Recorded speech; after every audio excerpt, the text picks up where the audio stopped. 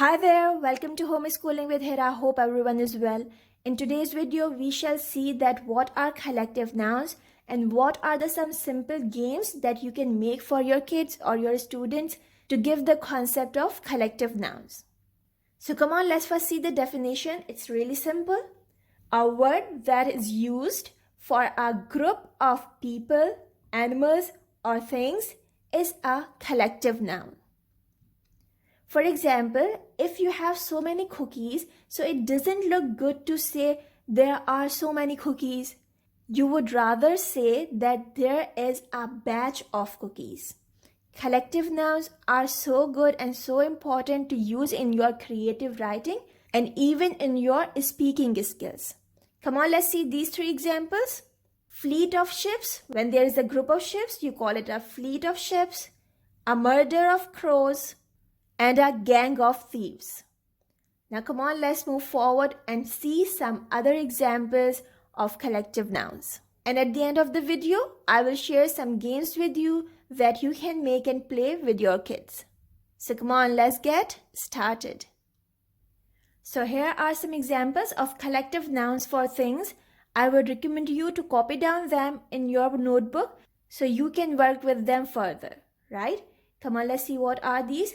A pair of shoes, an album of photographs, a shower of rain, a heap of sand, a set of tools, a stack of hay, a flight or galaxy of stars, a pack of cards, a network of computers, a ring of keys or a bunch of keys, a batch of breads or cookies, a fleet of ships or lorries, a palette of colors, an atlas of maps, an alliance of countries. You can also find many more examples if you Google this topic. Make your own list of collective nouns and even you can share some with me in the comment box. Here are some examples for collective nouns for animals and birds. A flock of sheep. We do not write S after sheep to make it plural because the plural and singular form of sheep is the same, sheep. A litter of puppies or kittens. A herd of elephants or deer. For deer as well, we do not write S to make it plural. The singular and plural of deer are same. A colony of bats or beavers.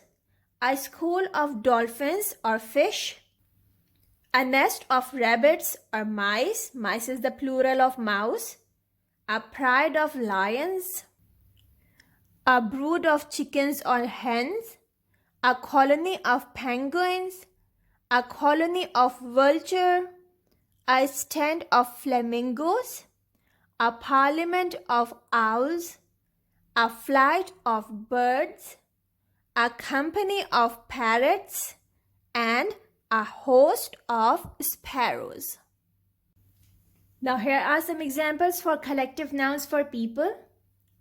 A gang or pack of thieves, a crowd of people, a band of musicians, a choir of singers, a body of men, a class of students, a bunch of crooks, a dynasty or line of kings, a bevy of ladies, a host of angels, a team of players, a tribe of natives, a group of dancers, a staff of employees. So here are two simple games that you can make in just few minutes. Let's see the first one. You have to take a paper, write a caption over it. So many singers or a group of singers. So many sheep or a group of sheep, dolphins and flowers. Now ask children to guess that what is the collective noun for this. A group of singers is called a choir of singers, right? You can even make these games with children and ask them to exchange it with each other and then see who can do better and who gets the higher points, right? Doing art and craft in any subject is so important because it keeps the children motivated towards learning. When they make something with their own hands, they pay more attention and they also love to do those activities much more than something ready-made. The other thing that you can do is always keep a mystery box in your classroom. Look at this, any beautiful box, or even you can make a pouch or bag and give it the name of a mystery bag or mystery box, right? Now what is the game now? Make 2 or 3 groups of students and ask them to come one by one. One student from each group, open the mystery box, take out a slip. Let's take this one. Read the caption. Group of honeybees. What is a group of honeybees called? It is a hive of bees, right? So they have to do it like this. The one who will give the correct answer will get a point and vice versa, right? So you can use your creativity to make things interesting for children and they will surely love the grammar classes as well. So that's all for today's video. I hope you have got something useful from it. If yes, so please hit the like button. If haven't subscribed, subscribe to my channel. I shall see you soon with something new. Take care. Bye for now. And don't forget to leave your feedback in the comments section. Have a nice day. Bye.